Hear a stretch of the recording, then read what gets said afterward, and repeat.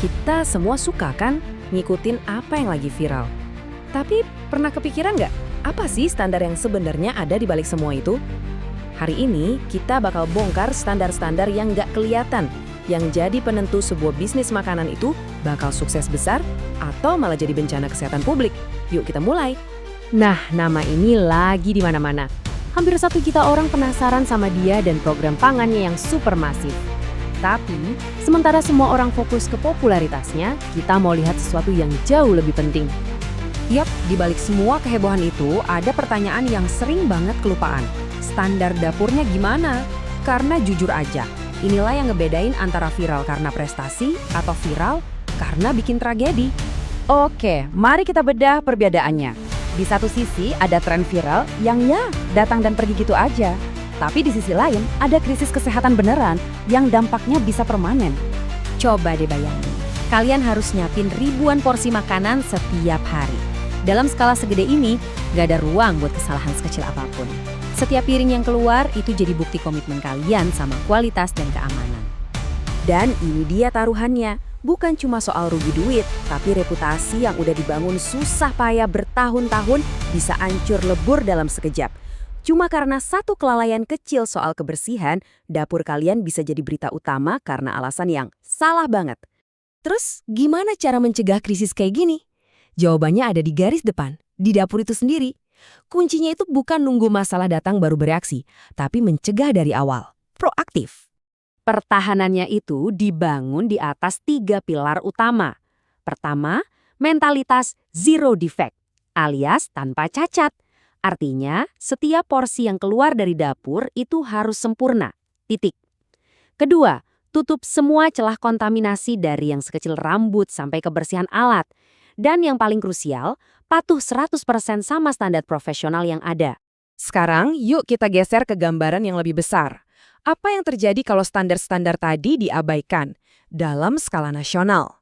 Jawabannya, jujur, cukup bikin kaget. 1.528. Angka ini bukan sembarangan loh. Ini adalah jumlah unit layanan gizi yang operasionalnya di-stop paksa di seluruh Indonesia. Sebuah tindakan tegas berskala nasional yang nunjukin ada masalah yang sangat serius. Angka segitu tuh akumulasi dari awal 2025 sampai sekarang. Dan puncaknya baru aja terjadi 2 minggu lalu di mana lebih dari 1.500 unit di Jawa doang kena suspensi. Jadi ini bukan masalah kemarin, ini krisis yang lagi terjadi sekarang juga. Terus siapa yang berani ngelakuin ini? Ya, Badan Gizi Nasional atau BGN. Anggap aja mereka ini polisinya standar gizi dan pangan di Indonesia. Tugas mereka ya memastikan semua aturan ditegakkan tanpa kompromi. Lantas, aturan spesifik apa sih yang jadi dasar dari ribuan penutupan ini? Ayo kita lihat mandatnya. Nah, ini dia kuncinya. SLHS, atau Sertifikasi Layak Higienis Sanitasi. Ini adalah sertifikasi wajib. Gampangnya gini, kalau kamu nggak punya sertifikat ini, artinya dapur kamu dianggap nggak layak dan nggak aman buat menyajikan makanan. Simple. Dan ternyata kebijakan tegas ini efektif, kata Ibu Nanik dari BGN. Setelah gelombang suspensi ini, banyak yang akhirnya buru-buru mendaftar buat sertifikasi. Semacam shock terapi biar pada disiplin gitu. Oke, kita udah tahu jumlahnya, kita udah tahu aturannya. Tapi biar bener-bener paham, kita perlu bedah datanya lebih dalam lagi. Sebenarnya jenis pelanggarannya itu apa aja sih? Oh iya, perlu dicatat juga. Dari total 1.528 unit yang kena suspensi, sampai sekarang masih ada 764 unit yang statusnya nyangkut. Artinya, masalah mereka tuh belum beres. Nah, BGN membagi alasan penutupan ini jadi 2 kategori utama. Coba perhatiin deh angkanya. Cuma 72 kasus yang disebabkan kejadian menonjol. Sementara itu, ada 692 kasus, hampir 10 kali lipatnya, karena non-kejadian menonjol. Apa artinya ini? Ini dia bedanya. Kejadian menonjol itu insiden spesifik yang kelihatan langsung. Contohnya ada yang keracunan makanan. Nah, kalau non-kejadian menonjol, ini masalahnya lebih mendasar, lebih ke akar. Seperti infrastruktur dapurnya dari awal udah salah bangun, nggak sesuai petunjuk teknis. Ini masalah sistemik, bukan insidental. Visualisasi ini ngejelasin semuanya. Kelihatan jelas banget kan perbandingannya? Akar masalah terbesar yang bikin ratusan dapur ini ditutup ternyata bukan karena satu insiden keracunan, tapi karena kegagalan fundamental dalam membangun fondasi dapur yang benar dari awal. Ini bukan soal salah masak, ini soal salah bangun.